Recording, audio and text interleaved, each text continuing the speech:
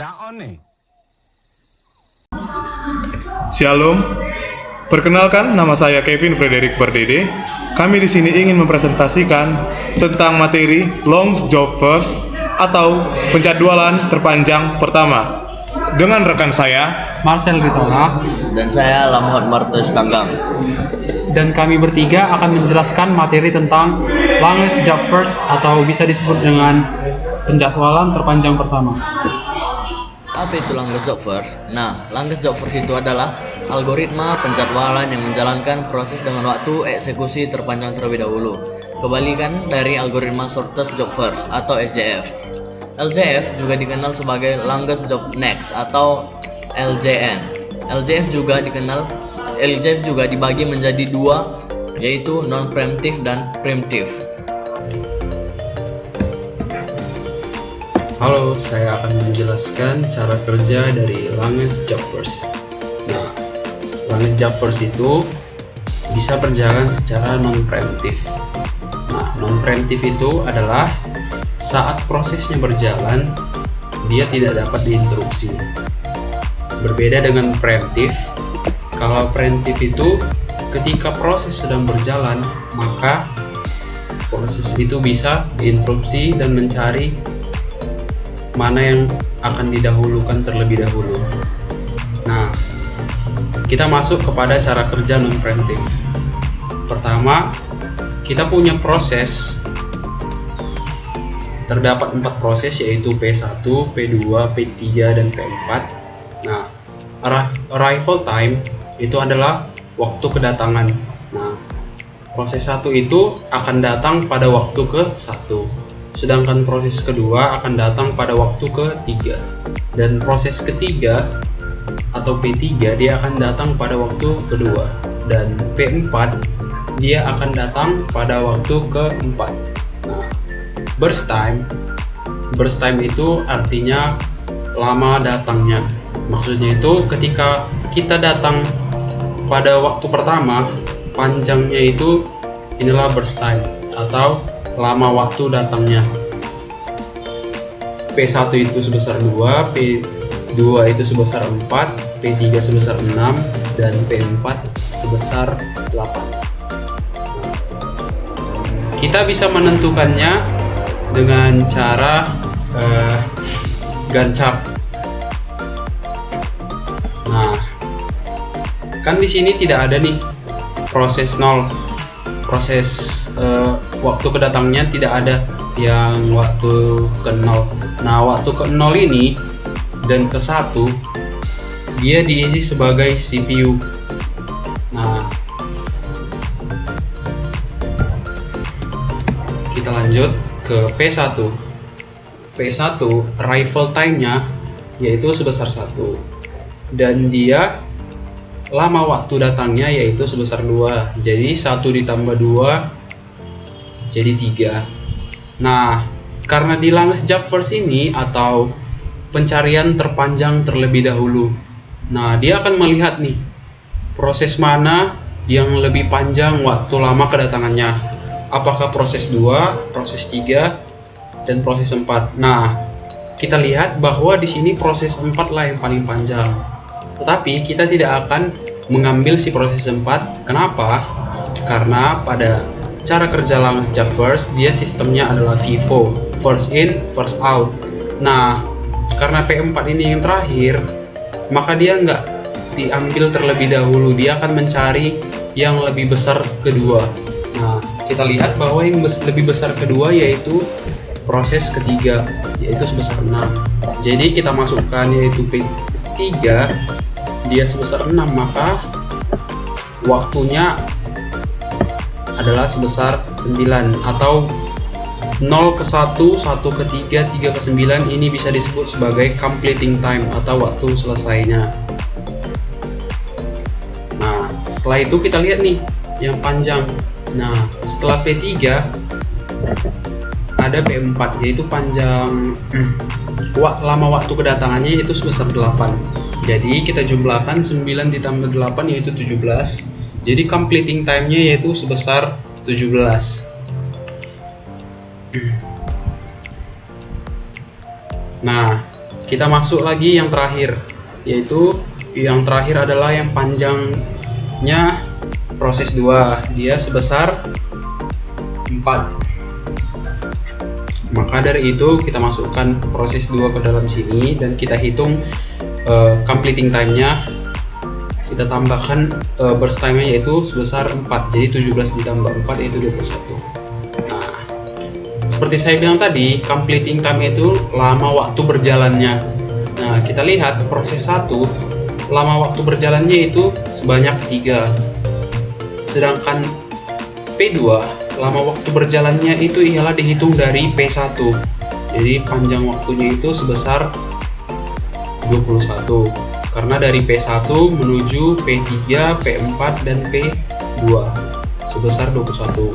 Diikuti dengan P3 yaitu sebesar 9, P4 sebesar 17. Nah, untuk mencari turnaround time atau bisa disebut yaitu lama waktunya berjalan. Nah, bedanya dengan completing time, lihat kalau completing time yaitu panjang waktunya, lama waktunya yaitu sebesar 3. Nah, sedangkan turnaround time dia itu lama waktunya berjalan. Nah, kita bisa lihat bahwa turnaround time itu diambil dari completing time dikurang arrival time.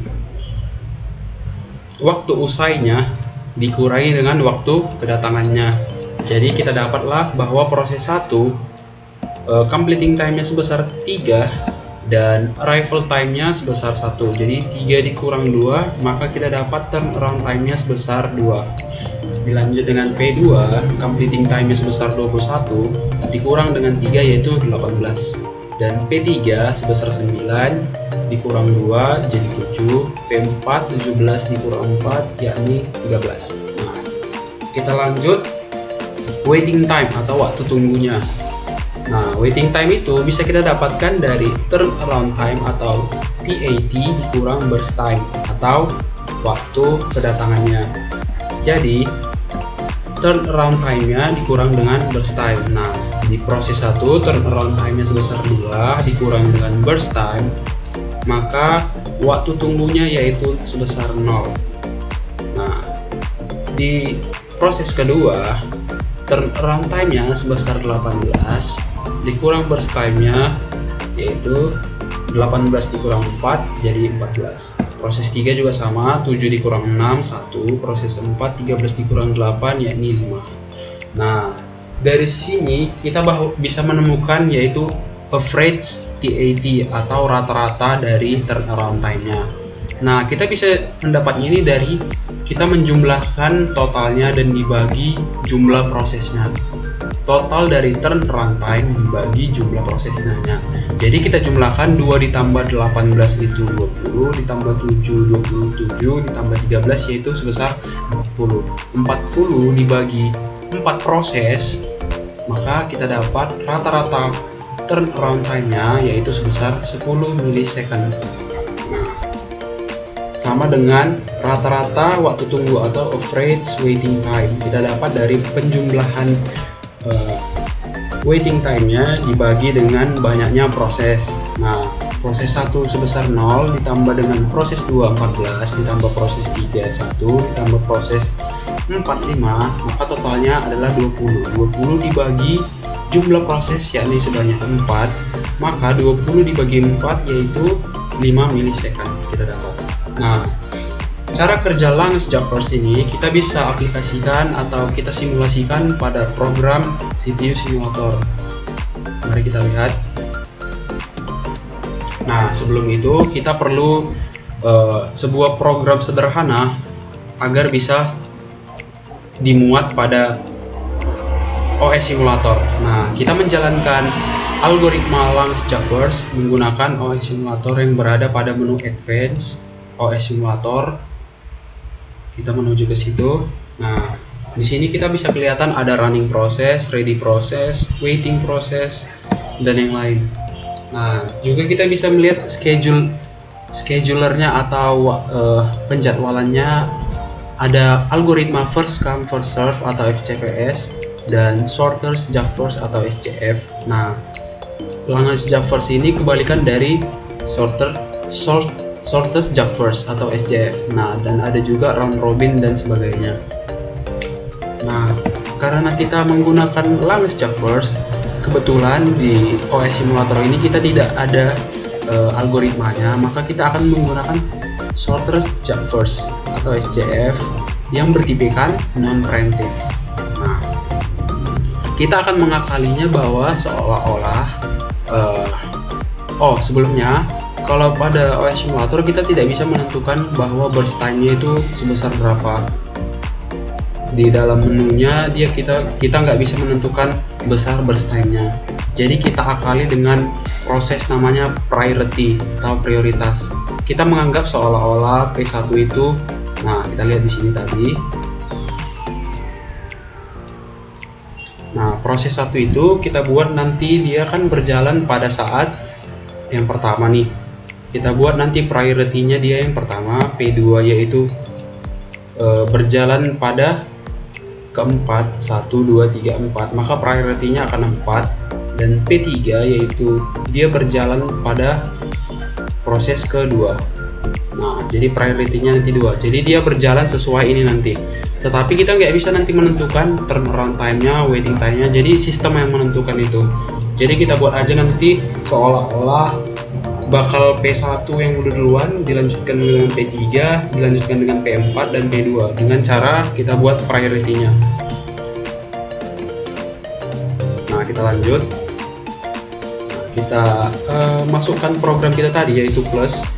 Nah, kita tentukan kita sudah membuat di sini algoritma shortest job first dan tipenya yaitu non preemptive. Nah, kita akan pertama tadi P1 dia otomatis berjalan pada proses pertama. Jadi kita buat P-nya ini kita buat konstan, nilainya 1 mengikuti yang lain, dan kita buat seolah-olah nih kita anggap bahwa proses lifetime ini sebuah burst time. Nah, tadi burst time-nya yakni sebesar 2. Kita buat burst time-nya sebesar 2. Kita buat dalam waktu detik. Oke. Kita tambahkan create new process, maka program akan ditambahkan ke dalam ready process atau ready QW. Kita create. Nah, di sini kelihatan bahwa PID-nya sebesar 1, nama programnya yaitu plus, dan memorinya 1, priority-nya 1, dan nama dari prosesnya itu yaitu P1. Oke, kita lanjut. P2 tadi dia berjalan pada proses keempat. Jadi kita anggap bahwa si P2 ini bakal berjalan di proses keempat dengan cara kita buat priority-nya yaitu 4.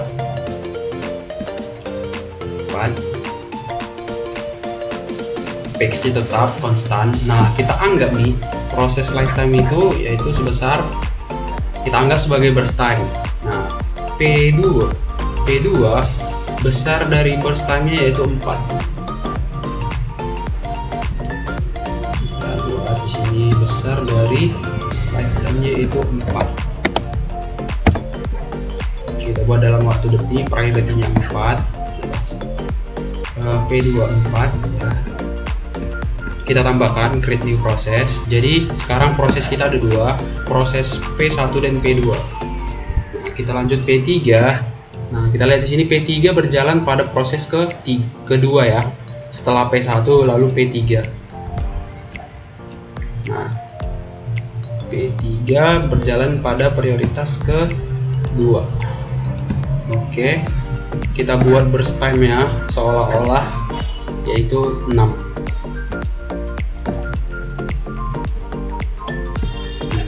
Kita masukkan di sini 6. Kita tambahkan.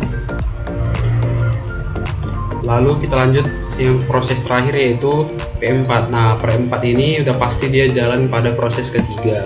Kita buat priority-nya 3, proses lifetime tadi sebesar 8.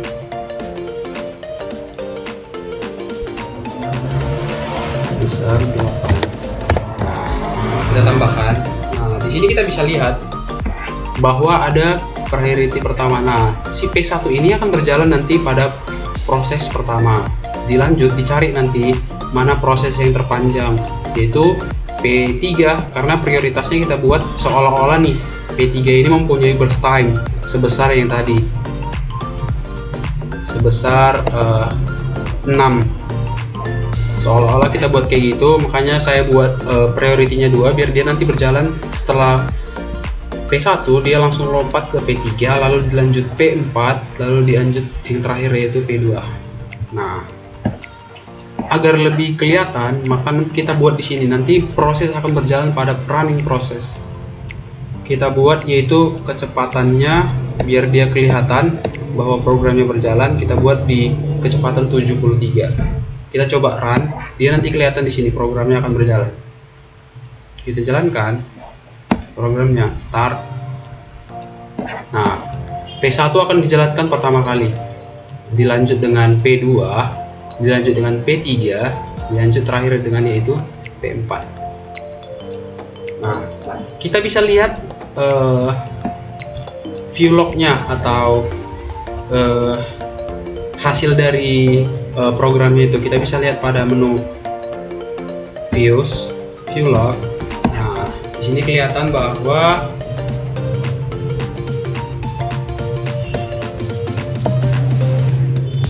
P1 itu priority pertama, P2 di sini kelihatan bahwa priority keempat, P3 yaitu priority kedua, P4 sebesar priority ketiga.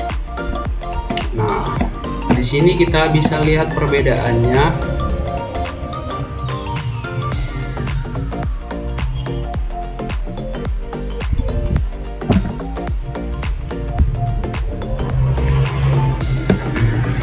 Bentar. Nah, di sini P1 akan dijalankan nih. Pertama, move ready from running to state on CPU 0. Nah, di start nih prosesnya. Nah, dibuat elapsed time-nya atau waktu berjalannya yaitu 3 detik atau 3,0 detik. Nah, waktu tunggunya, waiting time-nya, rata-rata waktu tunggunya yaitu sebesar 0,22 detik. Dan rata-rata burst period-nya yaitu sebesar 3, tikelnya 3. Lalu dilanjut dengan P2. Nah, start proses P2 rata-rata time-nya yaitu 3,4 detik dan burst period-nya sebesar 3. Nah, kita lihat di P3 rata-rata waktunya yaitu 5 detik dan P4 yaitu rata-rata waktunya 7 detik. Jadi kelihatan bahwa perbedaannya program akan dijalankan sesuai dengan prioritasnya. Seperti pada PPT kita atau PowerPoint kita, bahwa dilihat proses 1 akan dijalankan pertama kali. Karena tadi kita pakai algoritma sort job first dan kita tidak bisa menentukan burst time-nya, maka kita buat seolah-olah P1 itu berjalan nanti di yang pertama. Dan P3 itu kita buat prioritinya ke 2, P4 prioritinya 3, P2 yaitu yang terakhir priority keempat. Jadi sekianlah penjelasan dari cara kerja Longest Job First. Sekian dari kelompok kami. Terima kasih.